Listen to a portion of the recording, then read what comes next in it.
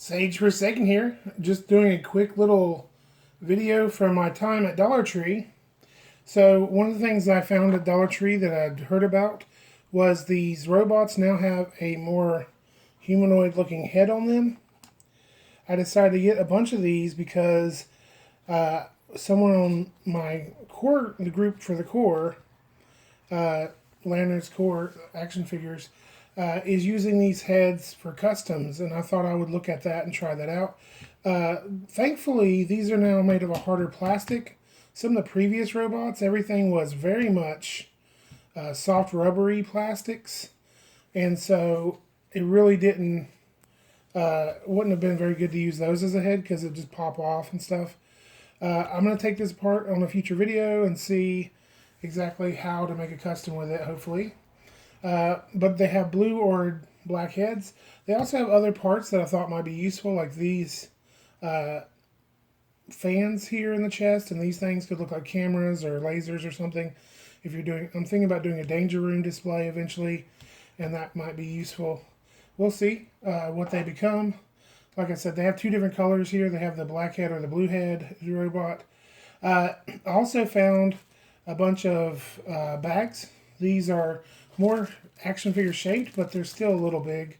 I really need to take and take one of these figures and basically see what a bag.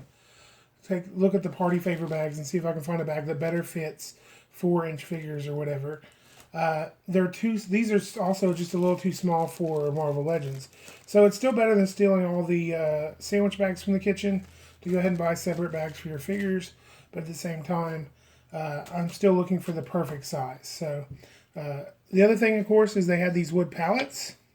They're basically nicely made little wood pallets.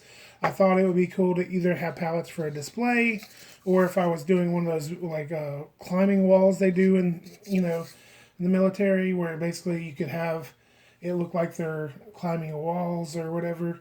It was just a little bit of work. You could easily make that happen. Also, these are a little smaller than what you would want them to be for a 4-inch figure, because of course they're basically 4 inches themselves. But that's not too bad off from what a pallet is. But they're uniform, and you don't have to worry about gluing a bunch of sticks together yourself. So I thought that would be good. This is the only action figure I got besides the robots from the Dollar Tree. The good thing about this figure is that it does come with weapons and accessories, which I thought was cool. Let me go ahead and open this up. Of course, just if you're looking for the barcode, you can get at your Dollar Tree typically.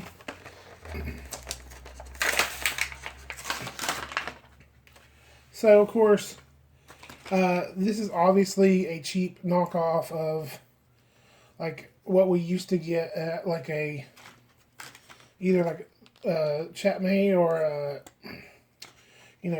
like you used to get at Toys R Us. It's a similar mold to some of those figures, though the quality control has obviously gone down. If you look in the hand here, I don't know if you can see that. Let me see if I can focus.